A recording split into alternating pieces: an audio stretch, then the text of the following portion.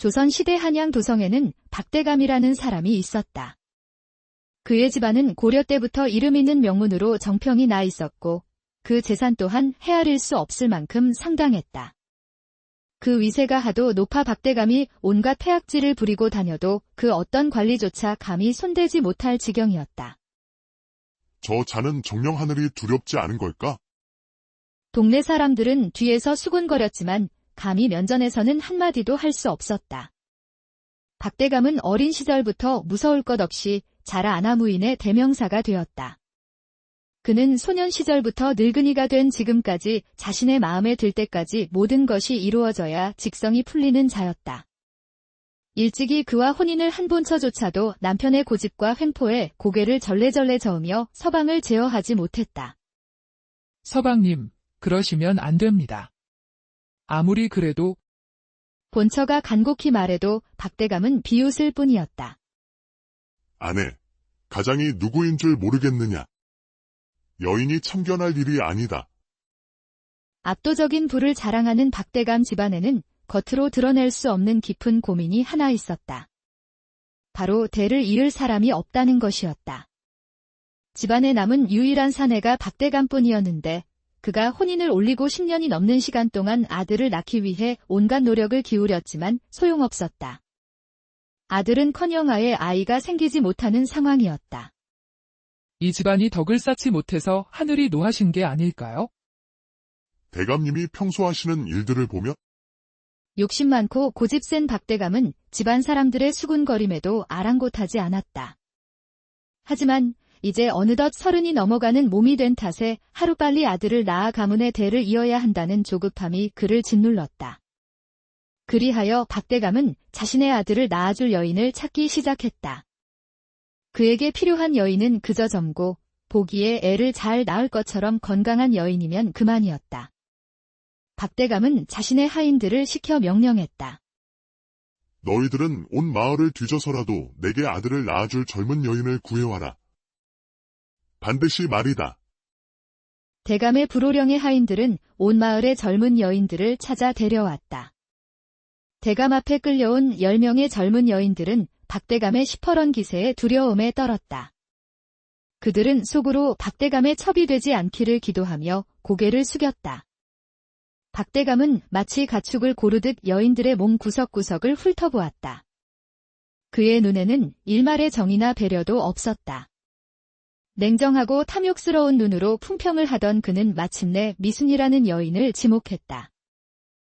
너다. 너를 내 첩으로 드리겠다. 미순은 박대감의 결정에 몸을 떨었다. 그녀는 박대감 집안의 호화로움과는 거리가 먼 마을 외곽에서 홀로 지내는 여성이었다. 태어났을 때부터 부모님의 얼굴조차 알지 못했고 어린 시절에는 굶어 죽을 뻔한 고비도 여러 번 넘겼다. 다행히 순이 할멈이라는 역시나 홀로 지내던 늙은 노인의 손에 거두어져 어렵게 자랐다. 순이 할멈은 자신과 미순의 처지가 다르지 않다고 여겨 혈육이 아님에도 미순을 진정손주처럼 아끼고 보듬으며 길렀다. 그러나 미순이 10살 되던 해 순이 할멈은 노환으로 인해 세상을 떠났다. 할멈은 마지막 숨을 거두기 전 어린 미순에게 가슴 깊이 새겨질 유언을 남겼다. 아가, 세상을 살아가면서 아무리 어렵고 힘든 일이 닥쳐도 사람을 불쌍히 여길 줄 알아야 하고 절대 남을 미워하지 말 거라. 할머니. 할미는 가지만 너는 살아야 한다. 꼭 살아남 거라. 그 이후 어린 나이의 미수는 홀로 세상을 헤쳐나가야 했다. 그녀는 삭바느질과 야채 장사를 하며 근근히 생활을 이어갔다. 사내를 만나 혼인할 생각도 하지 않았고 그저 하루 밥을 굶지 않을 정도만 벌어도 행복하다고 생각하는 긍정적인 여인이었다. 박대감이 미순을 첩으로 들이기로 결정한 것은 순전히 자신의 욕심 때문이었다. 미순이 정착할 곳 없는 떠돌이였으니 자신이 부려먹기 좋은 사람이라고 판단했던 것이다. 또한 아직 젊은 나이였기에 수월하게 아이가 생길 수 있을 것이라 여겼고 혹여라도 아들이 아닌 딸이 나온다면 다시 아들을 낳을 때까지 이용할 수 있다고 잔인하게 계산했다. 박대감의 첩으로 미순이 결정되자 함께 끌려왔던 나머지 여인들은 모두 안도의 한숨을 쉬며 재빨리 그 자리를 피했다. 미수는 자신의 기구한 상황에 깊이 좌절했다. 하인들은 미순을 마치 짐짝처럼 곳간 옆 작은 방으로 데리고 갔다. 그곳은 사람의 거처라기보다는 짐승의 우리에 가까웠다. 하인들은 차갑게 일러주었다. 여기가 내가 지낼 곳이니라. 대감님이 부를 때마다 사랑채에 들어가 할 일을 하면 된다. 할 일이요?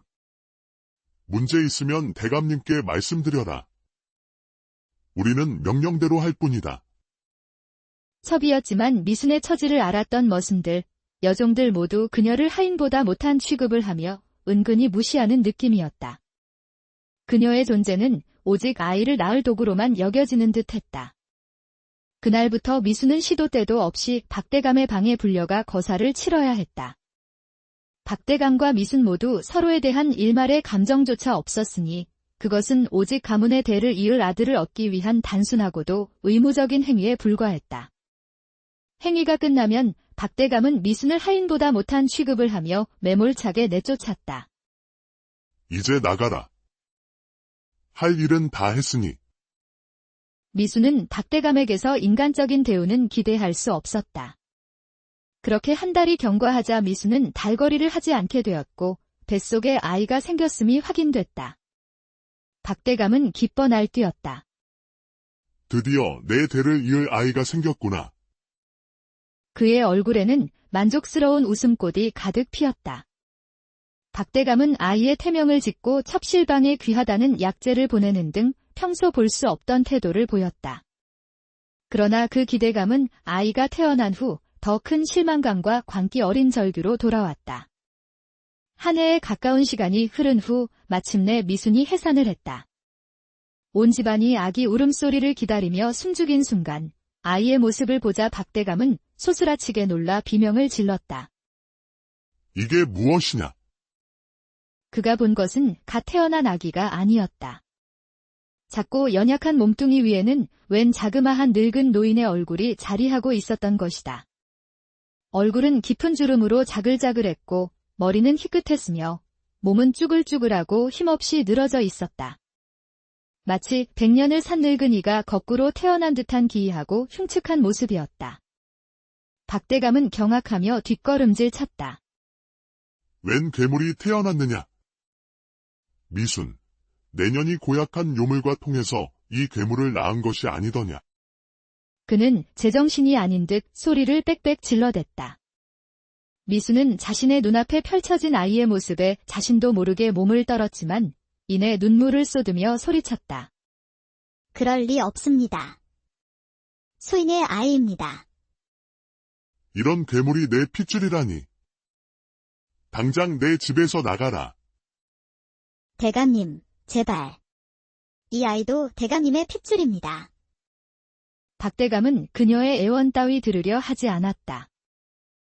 집안의 재앙을 부를 요괴를 키울 수는 없다. 당장 나가지 못하겠느냐? 그는 요괴 같은 아이를 낳았다는 이유로 미순과 늙은이로 태어난 아이를 곧장 집에서 쫓아냈다. 한겨울 매서운 바람이 부는 밤, 그들은 차가운 눈밭 위로 내던져졌다. 미수는 아이를 감싼 보자기를 세게 쥐며 울먹거렸다. 어찌 사람이 저리도 매정할 수 있단 말인가? 한때 자신을 탐욕스럽게 바라보던 자가 이제는 갓난아기에게 요괴라며 비명을 지르고 내쫓다니.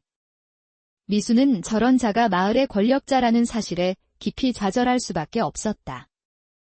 그 옆에서 보자기에 감싸인 아들은 울음을 터뜨렸다. 미수는 품 안의 아이를 바라보며 다짐했다. 내 아들아, 어미가 너를 지켜주마. 세상이 우리를 버려도 어미만은 너를 사랑한다. 늙은 모습으로 태어났지만 제사를 떼어낸 귀한 자식이었다. 그녀는 더 이상 이곳에서 비정하고 탐욕스러운 사람들과 섞여 아들을 키울 수 없다는 생각이 들었다. 미수는 젖먹이 아들을 품에 안고 굳은 결심을 했다. 이 비정한 마을을 떠나 아무도 자신들을 알지 못하는 곳에서 아들과 함께 살아갈 길을 찾아 나섰다. 미수는 순이 할멈이 자신을 키웠던 것처럼 그 누구의 도움도 없이 아들을 홀로 열심히 길렀다. 아들에게 귀돌이라는 이름을 지어주고 누구보다 소중하고 애틋하게 사랑해주며 키웠다. 귀돌이의 외모는 여전히 할아버지처럼 늙어 보였지만 미순의 눈에는 세상 누구보다 예쁘고 귀한 아들이었다. 늙은이의 모습으로 태어난 이유는 알 수 없었지만 귀돌이는 아기 때부터 쩌렁쩌렁하게 크게 울었고 성장 속도도 남들보다 월등히 빨랐다. 수해가 지나 귀돌이가 어린아이가 됐을 때도 외모는 여전히 늙은이의 모습이었지만 어찌나 효심은 가득한지 박대감의 씨가 맞나 싶을 정도로 착한 심성을 지녔다. 그는 어머니의 고생을 알았기에 작은 일에도 늘 어머니를 도왔다. 귀돌아, 고맙다. 너는 정말 효자로구나. 미수는 그런 아들을 사랑해주며 순이 할멈이 그랬던 것처럼 가르침을 주었다. 사람을 가엽게 여길 줄 알아야 하고 세상의 어떤 사람도 절대 미워하지 말아야 한단다. 사람은 누구의 자식인가 보다 누구에게 길러지느냐가 더 중요한 것이란다. 미순의 가르침은 귀돌이의 마음에 깊이 새겨져 굳건한 뿌리처럼 자리 잡았다. 그럼에도 귀돌이는 살아가는 게 쉽지 않았다. 어린 시절 또래의 아이들은 그의 늙어 보이는 모습에 놀리며 손가락질했다. 아, 이 할방구야. 아무도 그와 함께 놀아주려 하지 않았고 귀돌이는 홀로 모래밭에 앉아 아이들이 뛰어노는 모습을 바라봐야 했다. 나도 함께 놀고 싶은데. 가면 갈수록 사람들의 무시는 극에 달했다. 어른들조차 늙은 아이를 꺼림칙하게 여겼고 그에게 일을 맡기려 하지 않았다. 저런 괴상한 놈에게 일을 줄 수는 없지? 보기만 해도 불길해. 외모가 외모이다 보니 혼기가 차도 그와 만나려는 여인은 단 한 명도 없었다. 벗삼을 만한 사람도 없어 귀돌이는 홀로 세상을 버텨내며 인생을 살아가야 했다. 간혹 외롭고 힘들어 눈물 지을 때도 있었지만 귀돌이는 언제나 어머니인 미순의 말을 가슴 깊이 새기며 살아갔다. 어머니의 말씀을 기억하자. 사람을 불쌍히 여기고 절대 미워하지 말자. 어머니의 가르침은 그의 외로운 삶을 지탱하는 유일한 등불이 되었다. 그런데 귀돌이에게는 한 가지 특이한 점이 있었는데 힘이 천하장사였다는 것이다. 보통의 아이들이 10살 남짓에 겨우 작은 돌멩이를 굴릴 때 귀돌이는 성인산에 수십 명이 달라붙어야 간신히 움직일 만한 통나무를 번쩍 들어 올릴 정도로 어마어마한 무력을 자랑했다. 두꺼운 땔감은 손으로 툭 치는 것만으로도 손쉽게 쪼개냈고 웬만한 무거운 바위도 번쩍번쩍 들어 올려 던졌다. 마을 사람들은 그의 힘을 보고 경악했다. 저게 사람의 힘이냐? 귀신이 신 거 아냐? 그의 힘은 사람들의 입에서 전설처럼 퍼져나갔다. 그의 괴력에 대한 소문은 산골 마을을 넘어 한양 도성까지 퍼져나가 임금의 귀에까지 들어갔다. 청산군에 기이한 힘을 가진 자가 있다고. 예, 전하. 통나무를 번쩍 들어 올리고 바위를 던진다고 합니다.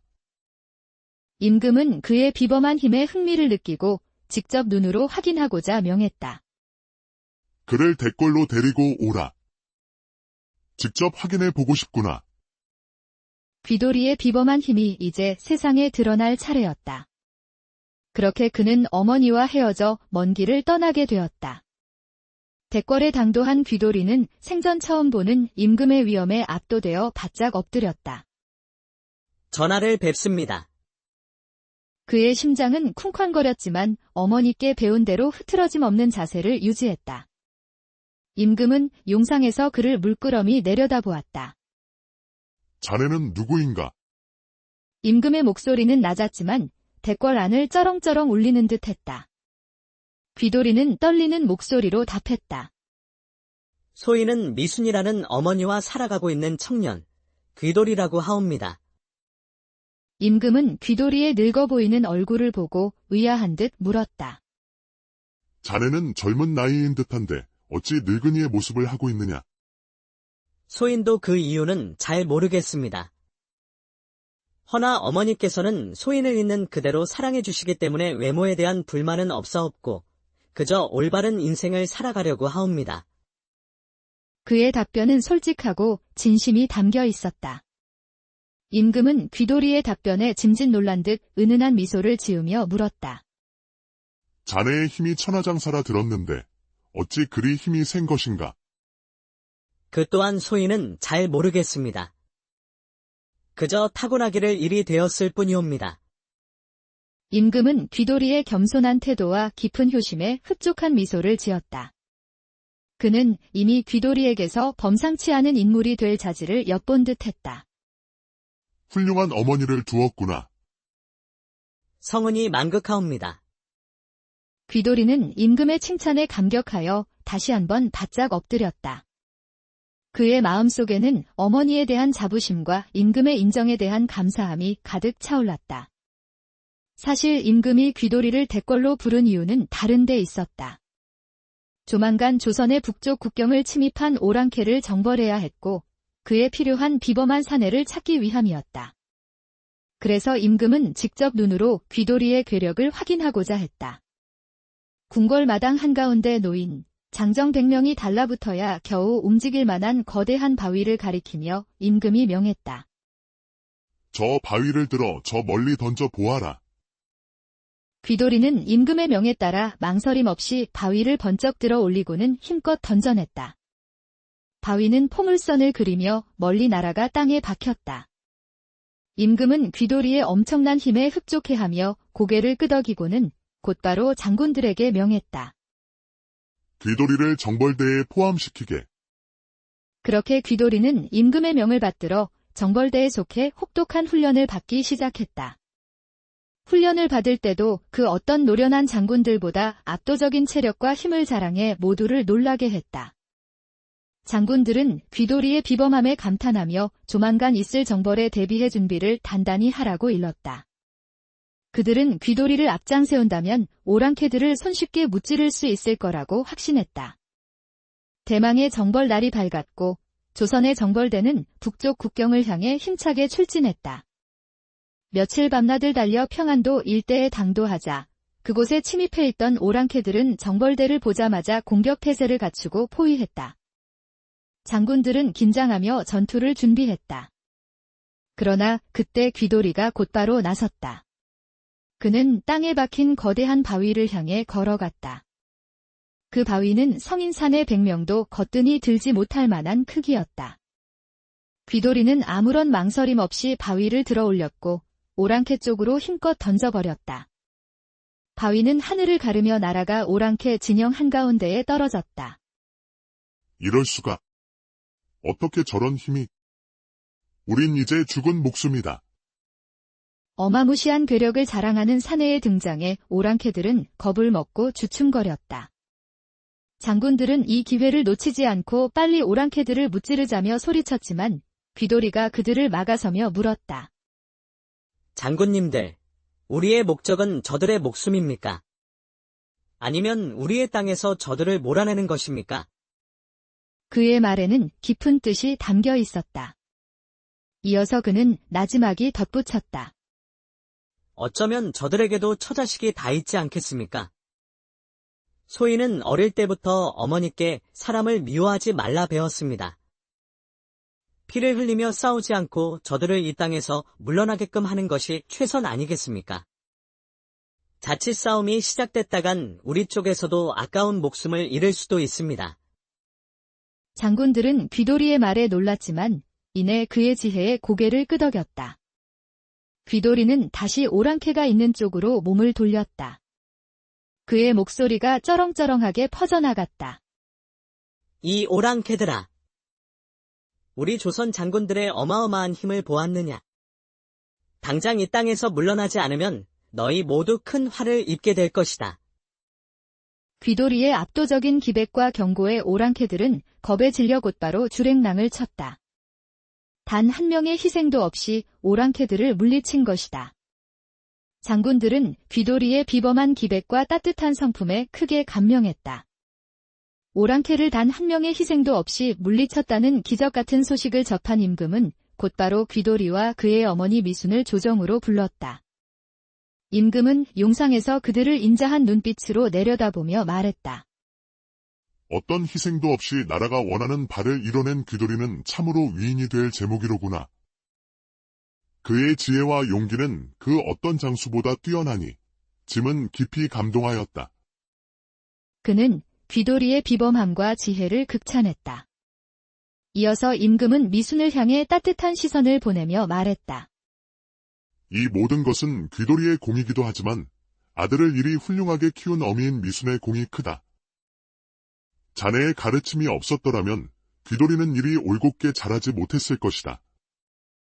임금의 따뜻한 말 한마디 한마디에 귀돌이와 미순은 서로를 얼싸안고 하염없이 울었다.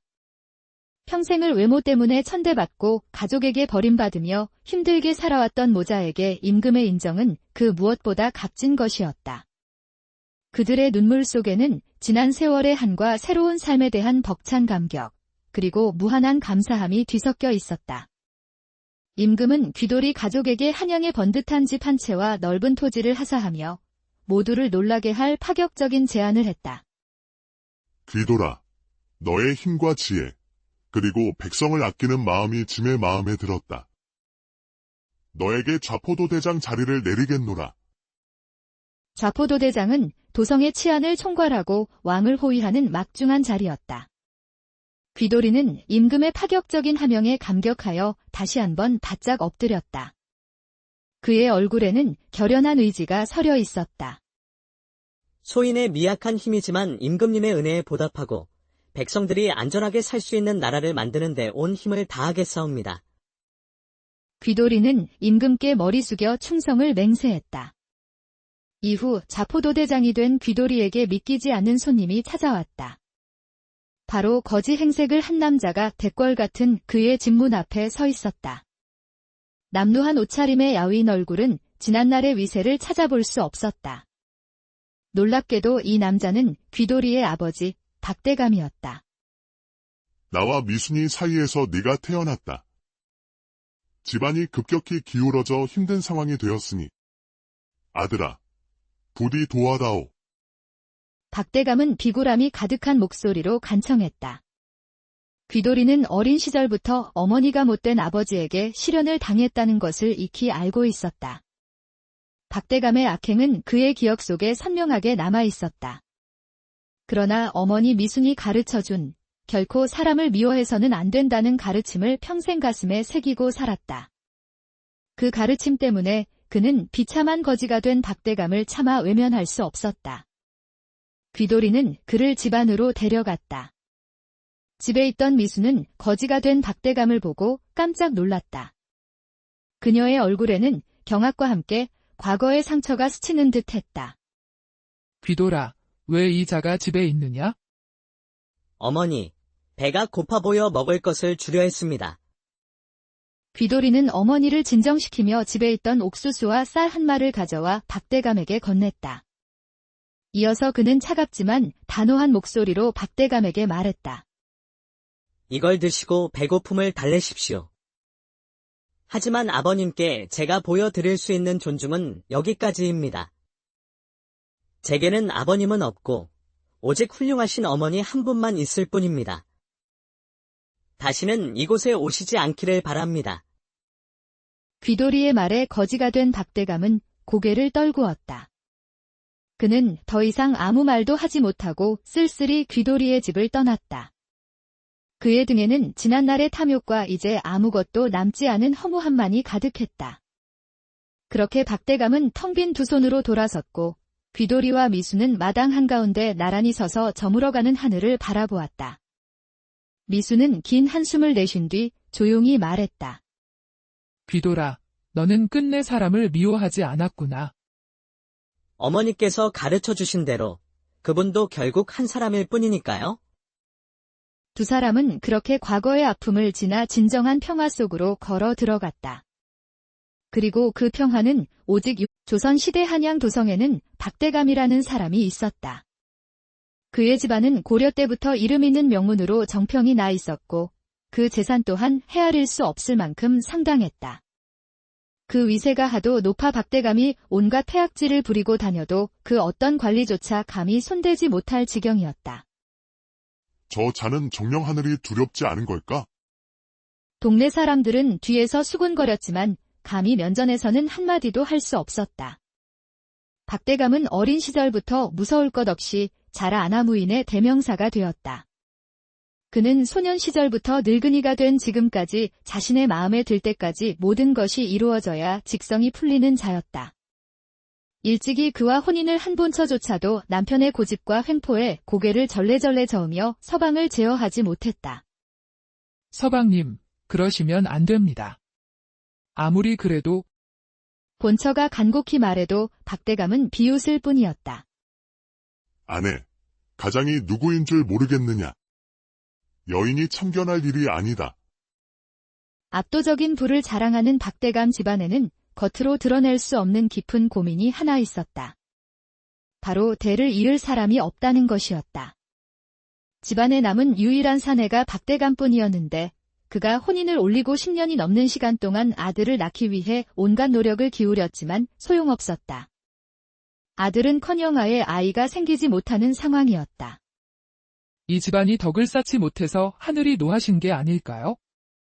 대감님이 평소 하시는 일들을 보며 욕심 많고 고집 센 박대감은 집안 사람들의 수군거림에도 아랑곳하지 않았다.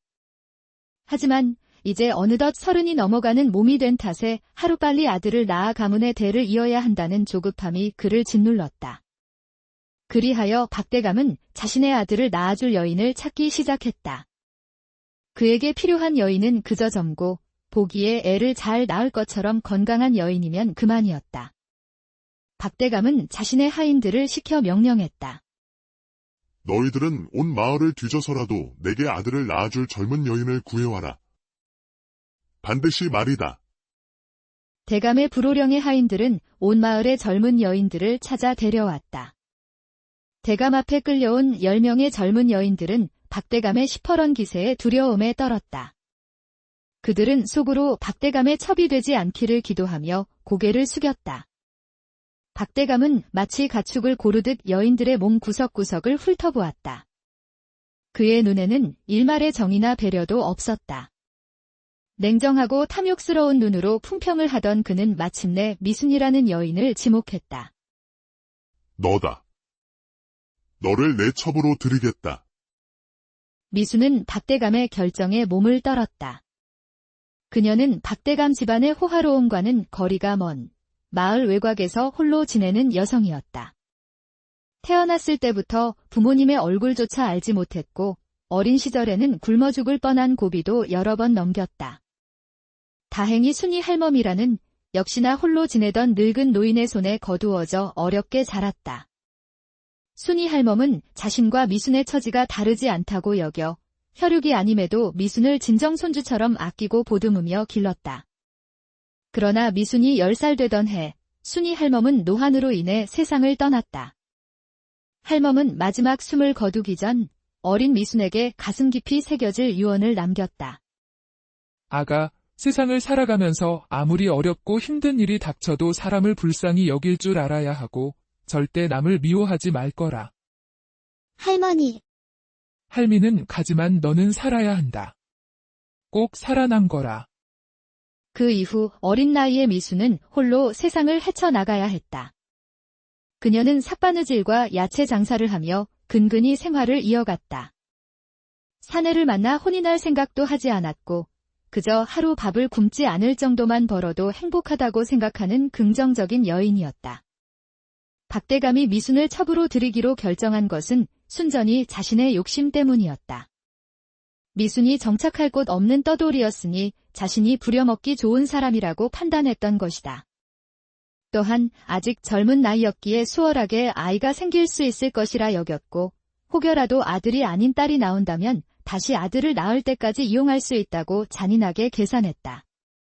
박대감의 첩으로 미순이 결정되자 함께 끌려왔던 나머지 여인들은 모두 안도의 한숨을 쉬며 재빨리 그 자리를 피했다.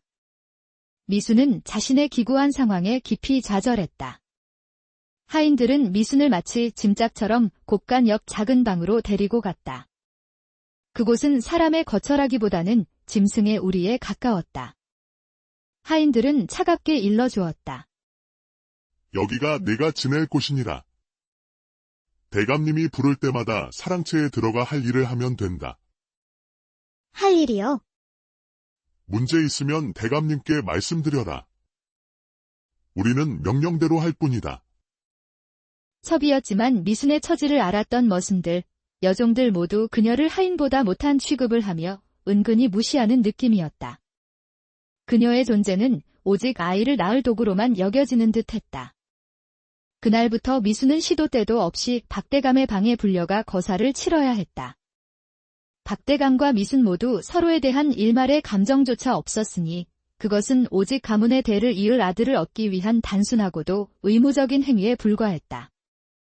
행위가 끝나면 박대감은 미순을 하인보다 못한 취급을 하며 매몰차게 내쫓았다. 이제 나가라. 할 일은 다 했으니. 미수는 박대감에게서 인간적인 대우는 기대할 수 없었다. 그렇게 한 달이 경과하자 미수는 달거리를 하지 않게 되었고 뱃속에 아이가 생겼음이 확인됐다. 박대감은 기뻐 날뛰었다. 드디어 내 대를 이을 아이가 생겼구나. 그의 얼굴에는 만족스러운 웃음꽃이 가득 피었다. 박대감은 아이의 태명을 짓고 첩실방에 귀하다는 약재를 보내는 등 평소 볼 수 없던 태도를 보였다. 그러나 그 기대감은 아이가 태어난 후 더 큰 실망감과 광기 어린 절규로 돌아왔다. 한 해에 가까운 시간이 흐른 후 마침내 미순이 해산을 했다. 온 집안이 아기 울음소리를 기다리며 숨죽인 순간 아이의 모습을 보자 박대감은 소스라치게 놀라 비명을 질렀다. 이게 무엇이냐? 그가 본 것은 갓 태어난 아기가 아니었다. 작고 연약한 몸뚱이 위에는 웬 자그마한 늙은 노인의 얼굴이 자리하고 있었던 것이다. 얼굴은 깊은 주름으로 자글자글했고 머리는 희끗했으며 몸은 쭈글쭈글하고 힘없이 늘어져 있었다. 마치 100년을 산 늙은이가 거꾸로 태어난 듯한 기이하고 흉측한 모습이었다. 박대감은 경악하며 뒷걸음질 쳤다. 웬 괴물이 태어났느냐? 미순, 내년이 고약한 요물과 통해서 이 괴물을 낳은 것이 아니더냐? 그는 제정신이 아닌 듯 소리를 빽빽 질러댔다. 미수는 자신의 눈앞에 펼쳐진 아이의 모습에 자신도 모르게 몸을 떨었지만 이내 눈물을 쏟으며 소리쳤다. 그럴 리 없습니다. 소인의 아이입니다. 이런 괴물이 내 핏줄이라니. 당장 내 집에서 나가라. 대감님, 제발. 이 아이도 대감님의 핏줄입니다. 박대감은 그녀의 애원 따위 들으려 하지 않았다. 집안의 재앙을 부를 요괴를 키울 수는 없다. 당장 나가지 못하겠느냐? 그는 요괴 같은 아이를 낳았다는 이유로 미순과 늙은이로 태어난 아이를 곧장 집에서 쫓아냈다. 한겨울 매서운 바람이 부는 밤, 그들은 차가운 눈밭 위로 내던져졌다. 미수는 아이를 감싼 보자기를 세게 쥐며 울먹거렸다. 어찌 사람이 저리도 매정할 수 있단 말인가? 한때 자신을 탐욕스럽게 바라보던 자가 이제는 갓난아기에게 요괴라며 비명을 지르고 내쫓다니. 미수는 저런 자가 마을의 권력자라는 사실에 깊이 좌절할 수밖에 없었다. 그 옆에서 보자기에 감싸인 아들은 울음을 터뜨렸다. 미수는 품 안의 아이를 바라보며 다짐했다. 내 아들아, 어미가 너를 지켜주마. 세상이 우리를 버려도 어미만은 너를 사랑한다. 늙은 모습으로 태어났지만 제사를 떼어낸 귀한 자식이었다. 그녀는 더 이상 이곳에서 비정하고 탐욕스러운 사람들과 섞여 아들을 키울 수 없다는 생각이 들었다. 미수는 젖먹이 아들을 품에 안고 굳은 결심을 했다. 이 비정한 마을을 떠나 아무도 자신들을 알지 못하는 곳에서 아들과 함께 살아갈 길을 찾아 나섰다. 미수는 순이 할멈이 자신을 키웠던 것처럼 그 누구의 도움도 없이 아들을 홀로 열심히 길렀다. 아들에게 귀돌이라는 이름을 지어주고 누구보다 소중하고 애틋하게 사랑해주며 키웠다. 귀돌이의 외모는 여전히 할아버지처럼 늙어 보였지만 미순의 눈에는 세상 누구보다 예쁘고 귀한 아들이었다. 늙은이의 모습으로 태어난 이유는 알 수 없었지만 귀돌이는 아기 때부터 쩌렁쩌렁하게 크게 울었고 성장 속도도 남들보다 월등히 빨랐다. 수해가 지나 귀돌이가 어린아이가 됐을 때도 외모는 여전히 늙은이의 모습이었지만 어찌나 효심은 가득한지 박대감의 씨가 맞나 싶을 정도로 착한 심성을 지녔다. 그는 어머니의 고생을 알았기에 작은 일에도 늘 어머니를 도왔다. 귀돌아, 고맙다. 너는 정말 효자로구나. 미수는 그런 아들을 사랑해주며 순이 할멈이 그랬던 것처럼 가르침을 주었다. 사람을 가엾게 여길 줄 알아야 하고 세상의 어떤 사람도 절대 미워하지 말아야 한단다. 사람은 누구의 자식인가 보다 누구에게 길러지느냐가 더 중요한 것이란다. 미순의 가르침은 귀돌이의 마음에 깊이 새겨져 굳건한 뿌리처럼 자리 잡았다. 그럼에도 귀돌이는 살아가는 게 쉽지 않았다. 어린 시절 또래의 아이들은 그의 늙어 보이는 모습에 놀리며 손가락질했다. 아, 이 할방구야. 아무도 그와 함께 놀아주려 하지 않았고 귀돌이는 홀로 모래밭에 앉아 아이들이 뛰어노는 모습을 바라봐야 했다. 나도 함께 놀고 싶은데. 가면 갈수록 사람들의 무시는 극에 달했다. 어른들조차 늙은 아이를 꺼림칙하게 여겼고 그에게 일을 맡기려 하지 않았다. 저런 괴상한 놈에게 일을 줄 수는 없지? 보기만 해도 불길해. 외모가 외모이다 보니 혼기가 차도 그와 만나려는 여인은 단 한 명도 없었다. 벗삼을 만한 사람도 없어 귀돌이는 홀로 세상을 버텨내며 인생을 살아가야 했다. 간혹 외롭고 힘들어 눈물 지을 때도 있었지만 귀돌이는 언제나 어머니인 미순의 말을 가슴 깊이 새기며 살아갔다. 어머니의 말씀을 기억하자. 사람을 불쌍히 여기고 절대 미워하지 말자. 어머니의 가르침은 그의 외로운 삶을 지탱하는 유일한 등불이 되었다. 그런데 귀돌이에게는 한 가지 특이한 점이 있었는데 힘이 천하장사였다는 것이다. 보통의 아이들이 10살 남짓에 겨우 작은 돌멩이를 굴릴 때 귀돌이는 성인산에 수십 명이 달라붙어야 간신히 움직일 만한 통나무를 번쩍 들어 올릴 정도로 어마어마한 무력을 자랑했다. 두꺼운 땔감은 손으로 툭 치는 것만으로도 손쉽게 쪼개냈고 웬만한 무거운 바위도 번쩍번쩍 들어 올려 던졌다. 마을 사람들은 그의 힘을 보고 경악했다. 저게 사람의 힘이냐? 귀신이 신 거 아냐? 그의 힘은 사람들의 입에서 전설처럼 퍼져나갔다. 그의 괴력에 대한 소문은 산골 마을을 넘어 한양 도성까지 퍼져나가 임금의 귀에까지 들어갔다. 청산군에 기이한 힘을 가진 자가 있다고. 예, 전하. 통나무를 번쩍 들어 올리고 바위를 던진다고 합니다. 임금은 그의 비범한 힘에 흥미를 느끼고 직접 눈으로 확인하고자 명했다. 그를 대궐로 데리고 오라. 직접 확인해 보고 싶구나. 귀돌이의 비범한 힘이 이제 세상에 드러날 차례였다. 그렇게 그는 어머니와 헤어져 먼 길을 떠나게 되었다. 대궐에 당도한 귀돌이는 생전 처음 보는 임금의 위엄에 압도되어 바짝 엎드렸다. 전하를 뵙습니다. 그의 심장은 쿵쾅거렸지만 어머니께 배운 대로 흐트러짐 없는 자세를 유지했다. 임금은 용상에서 그를 물끄러미 내려다보았다. 자네는 누구인가? 임금의 목소리는 낮았지만 대궐 안을 쩌렁쩌렁 울리는 듯 했다. 귀돌이는 떨리는 목소리로 답했다. 소인은 미순이라는 어머니와 살아가고 있는 청년, 귀돌이라고 하옵니다. 임금은 귀돌이의 늙어 보이는 얼굴을 보고 의아한 듯 물었다. 자네는 젊은 나이인 듯한데 어찌 늙은이의 모습을 하고 있느냐? 소인도 그 이유는 잘 모르겠습니다. 허나 어머니께서는 소인을 있는 그대로 사랑해 주시기 때문에 외모에 대한 불만은 없사옵고 그저 올바른 인생을 살아가려고 하옵니다. 그의 답변은 솔직하고 진심이 담겨 있었다. 임금은 귀돌이의 답변에 짐짓 놀란 듯 은은한 미소를 지으며 물었다.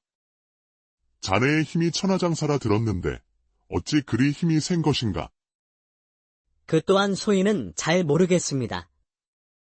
그저 타고나기를 일이 되었을 뿐이옵니다. 임금은 귀돌이의 겸손한 태도와 깊은 효심에 흡족한 미소를 지었다.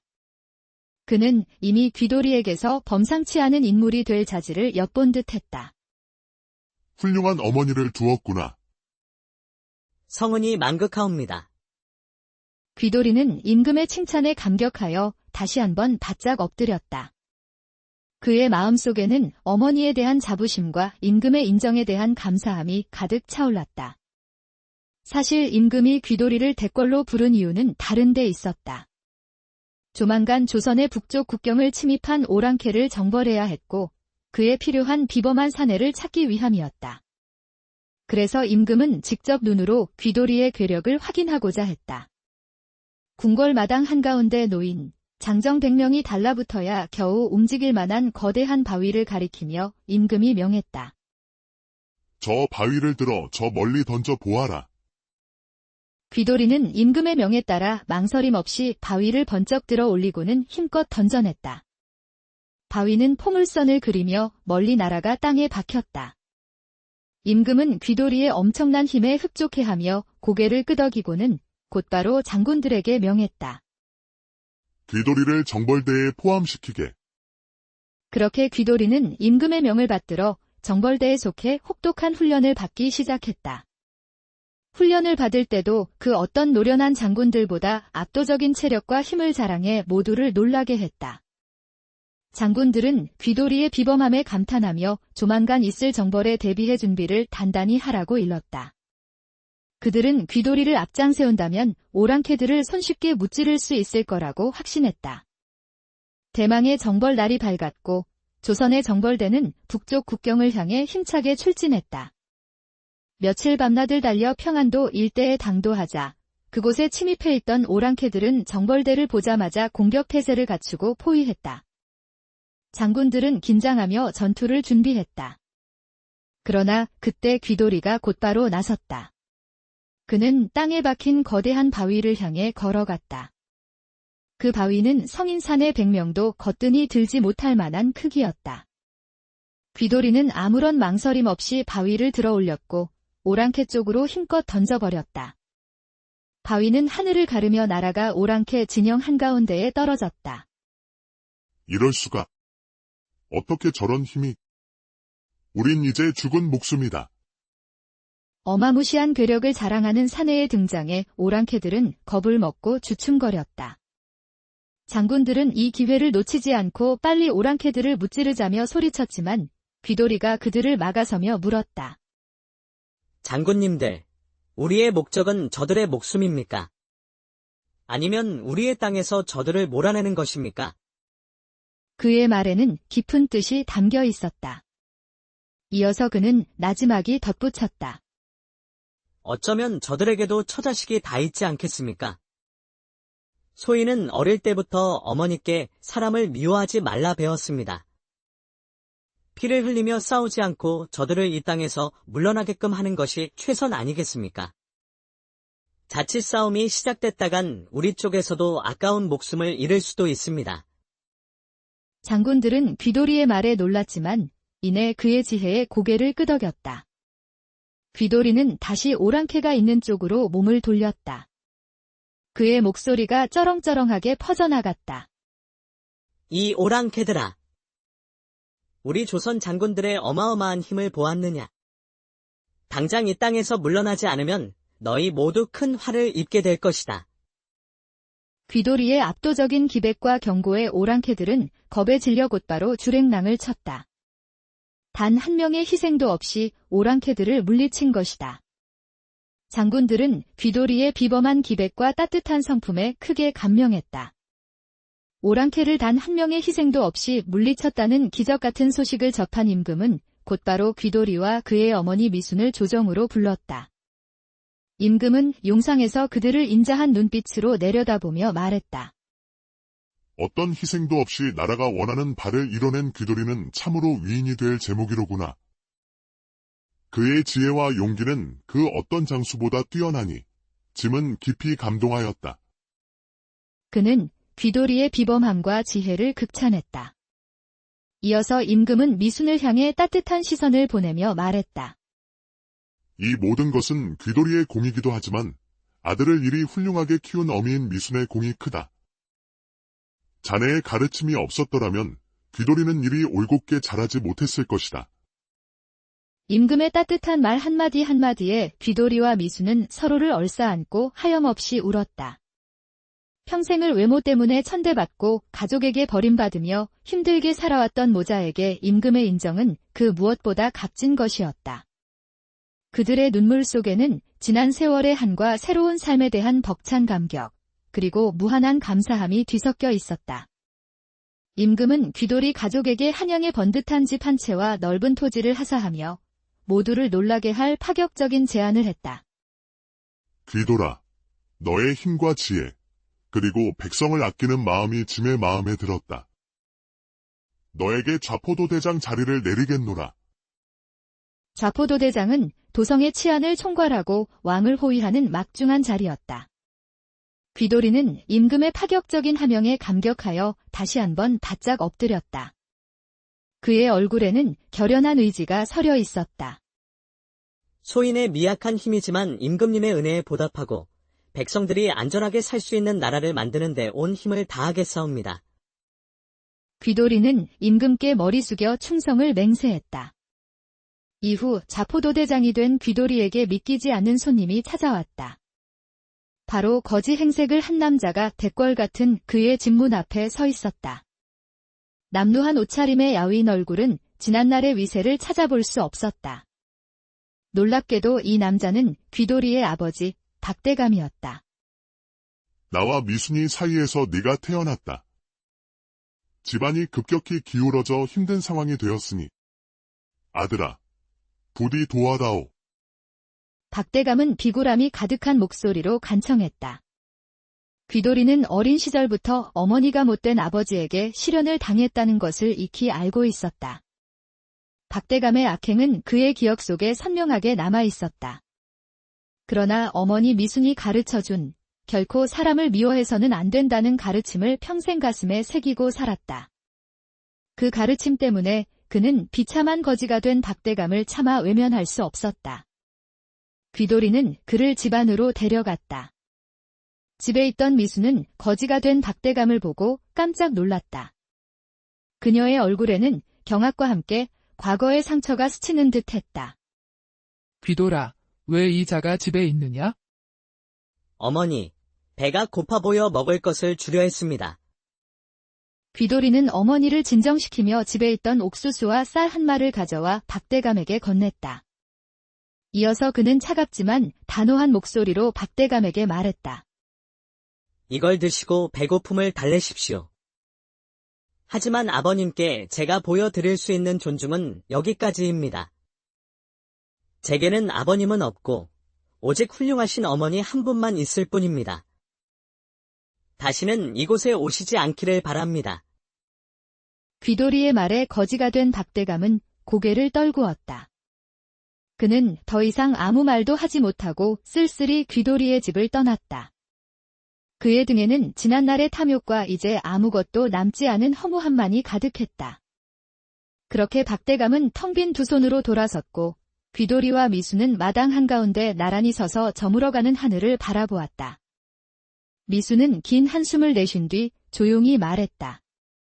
귀돌아, 너는 끝내 사람을 미워하지 않았구나. 어머니께서 가르쳐 주신 대로 그분도 결국 한 사람일 뿐이니까요. 두 사람은 그렇게 과거의 아픔을 지나 진정한 평화 속으로 걸어 들어갔다. 그리고 그 평화는 오직 조선시대 한양 도성에는 박대감이라는 사람이 있었다. 그의 집안은 고려 때부터 이름 있는 명문으로 정평이 나 있었고 그 재산 또한 헤아릴 수 없을 만큼 상당했다. 그 위세가 하도 높아 박대감이 온갖 태악질을 부리고 다녀도 그 어떤 관리조차 감히 손대지 못할 지경이었다. 저 자는 정령하늘이 두렵지 않은 걸까? 동네 사람들은 뒤에서 수군거렸지만 감히 면전에서는 한마디도 할 수 없었다.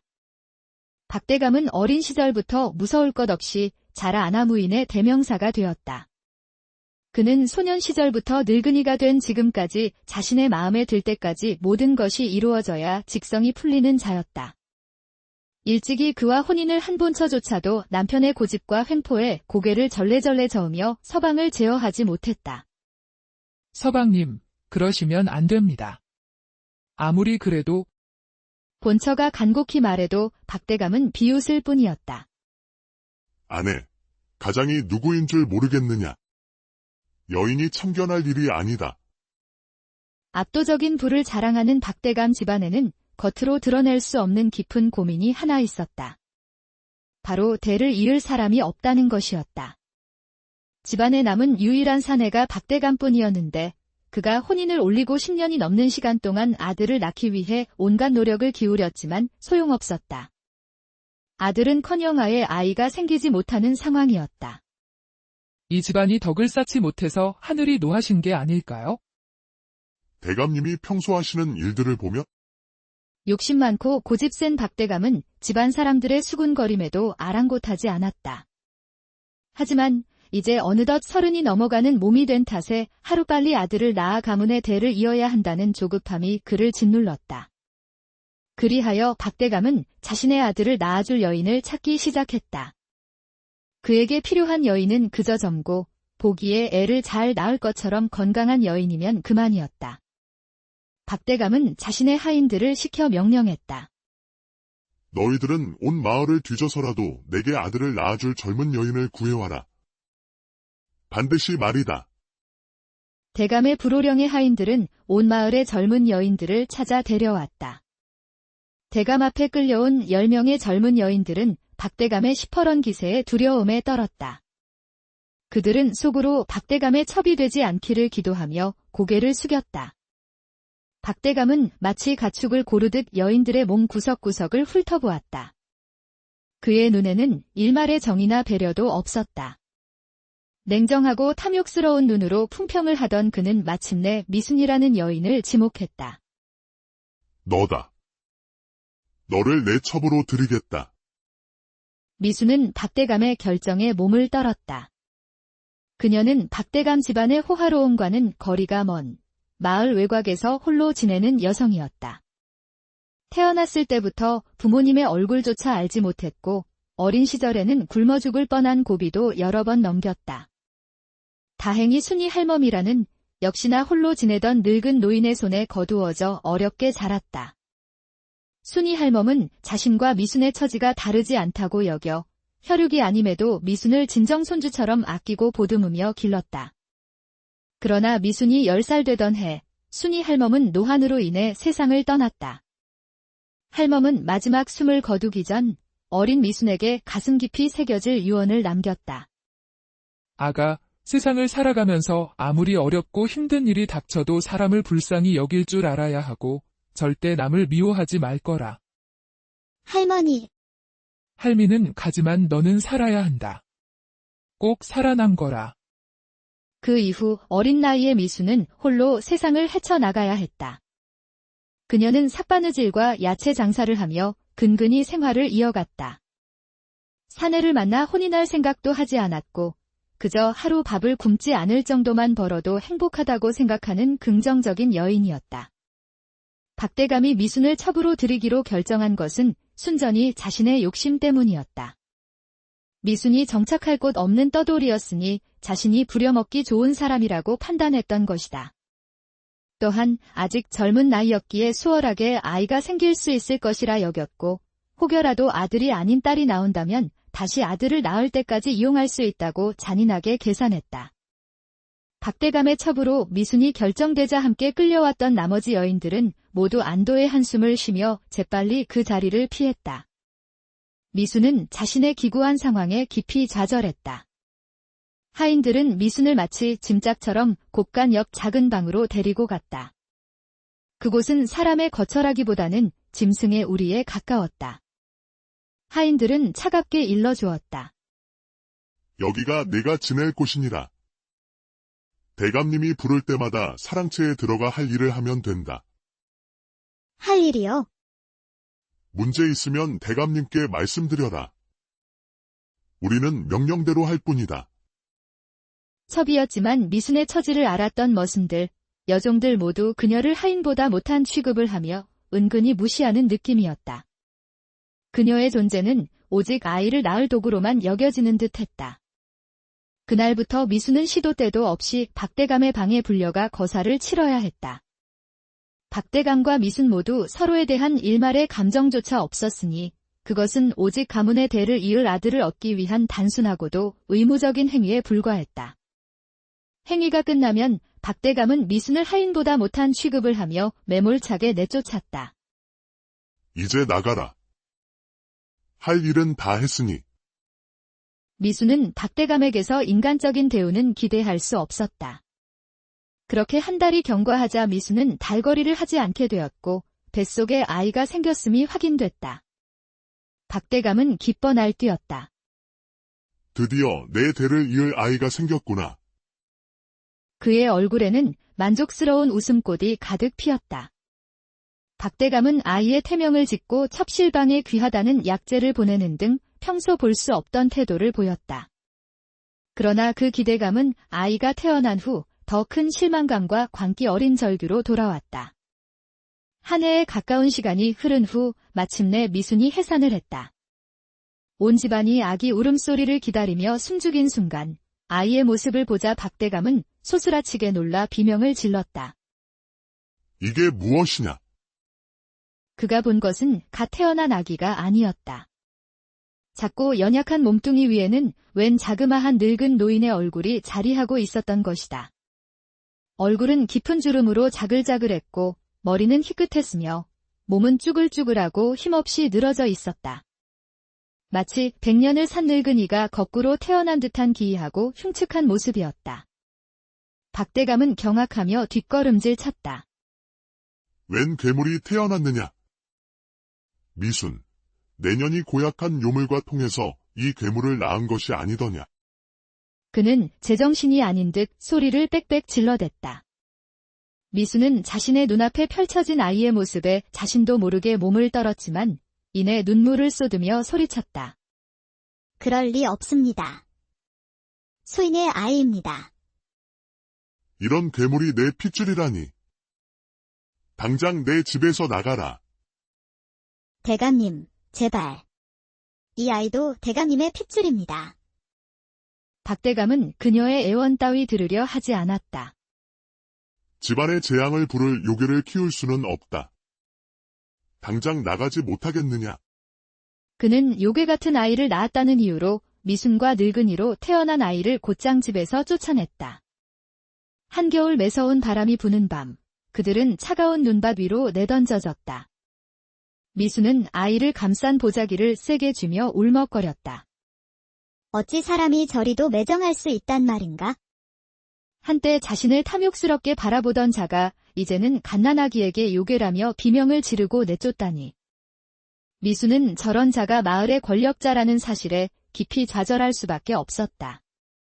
그 옆에서 보자기에 감싸인 아들은 울음을 터뜨렸다. 미수는 품 안의 아이를 바라보며 다짐했다.